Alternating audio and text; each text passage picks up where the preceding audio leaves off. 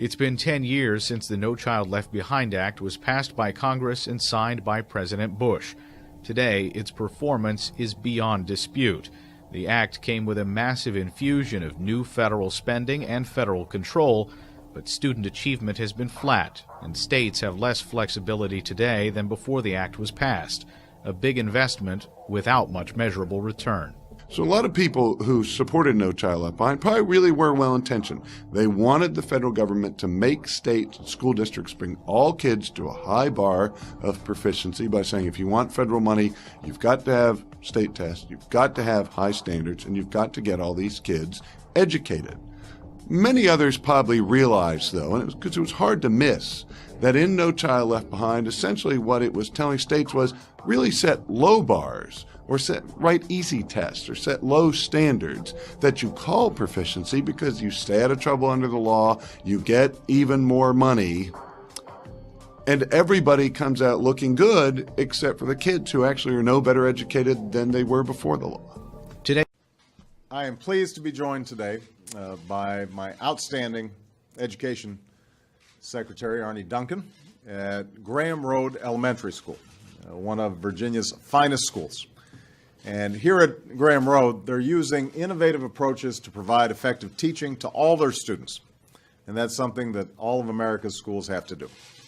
As I said before, there are any number of actions we can take as a nation to enhance our competitiveness and secure a better future for our people, but few of them will make as much of a difference as improving the way we educate our sons and daughters. Offering our children an outstanding education is one of our most fundamental, perhaps our most fundamental obligation as a country. And whether we meet that obligation not only reflects who we are as Americans, it will shape our future as a nation. And countries that out-educate us today will outcompete us tomorrow, and I refuse to let that happen on my watch.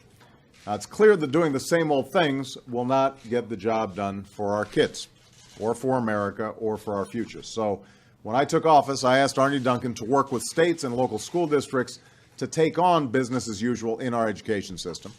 And that's how the Race to the Top competition was born last July. It's a national competition among states to improve our schools.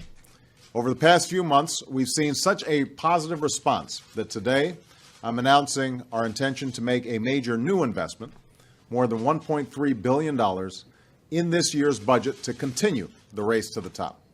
And this support will not only reaffirm our commitment to states engaged in serious reform, it will also expand the Race to the Top competition to include local school districts that are also committed to change.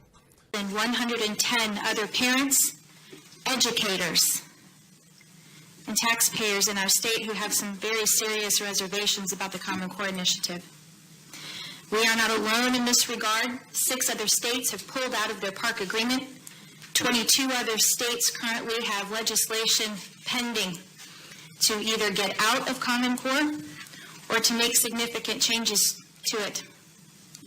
After listening to what was said this morning, I have come to the conclusion that this board is clearly as uninformed as the parents are or were when these standards were adopted.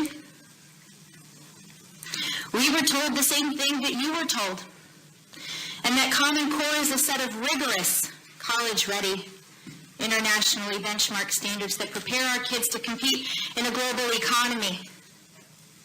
This is nothing more than an empty sales pitch for corporations and government agencies to profit from our kids and sell them downriver in the name of saving education. I have a math question for you, board members. Are you ready? Get your pencils out. I'm not kidding. Are you smarter than a Common Core 4th grader? Let's find out. The problem is, Mr. Yamada's class has 18 students. If the class counts around by a number and ends with 90, what number did they count by? I'll restate the problem.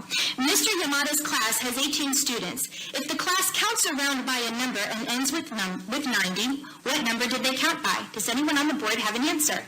5. And may I ask, madam, how did you come up with that answer? Divided 18 into 90. You know why? Because that's what makes sense, right? That's the way we were taught to do it in the 4th grade level. This, however, is what the Common Core standards expect our 4th graders to do. If they saw that in those 2 steps they get it marked wrong, are expected to draw 18 circles with 90 hash marks, solving this problem in exactly 108 steps. Board members, this is not rigorous. This is not college ready. This is not preparing our children to compete in a global economy.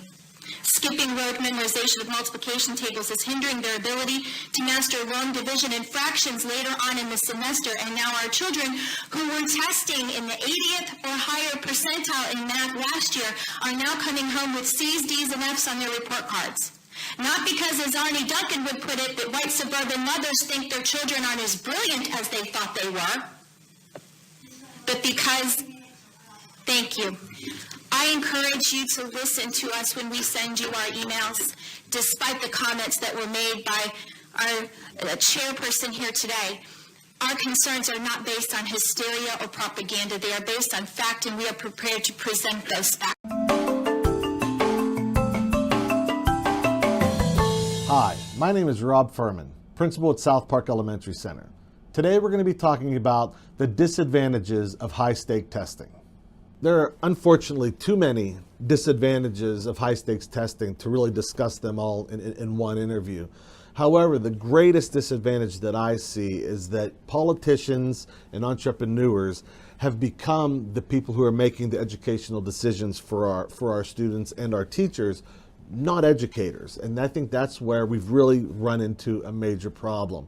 Policies and testing decisions are all being made by non-educational experts, and that's probably the biggest problem. Due to the fact that money now has been attached to these high-stakes tests, districts have gone beyond maybe the traditional quality of teaching in order to reach a qualified number. If they don't reach that qualified number, they don't get the money that they need to run their school. So unfortunately, we've robbed Peter to pay Paul. And obviously, this is also creating a push down in curriculum where, in kindergarten, we had time to let the kids do certain play activities and things like that. It has now become extremely academic.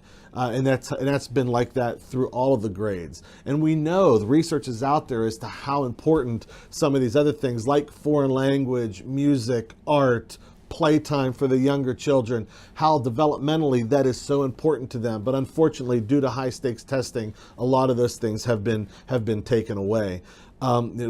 We unfortunately have been totally preoccupied with testing to the point that it really makes me think of a story that my father used to tell me about his world famous pig. He wanted to take this pig and take it to the Washington County Fair and win an award. And he used to weigh this pig probably every other day. He was keeping charts on this pig. He was making sure this pig was ready for this county fair. And when he got to the county fair, unfortunately he lost. And when he went to his father, my grandfather, and said, "How did I lose? I knew every weight and every measurement of this thing. I had more data on this pig than anybody there." And he said, "You know what, son? You forgot to feed the pig." We can test these kids till we're blue in the face, but they're not going to learn anything until we remember that we're here to teach them, which is the most important thing of all. Thank you.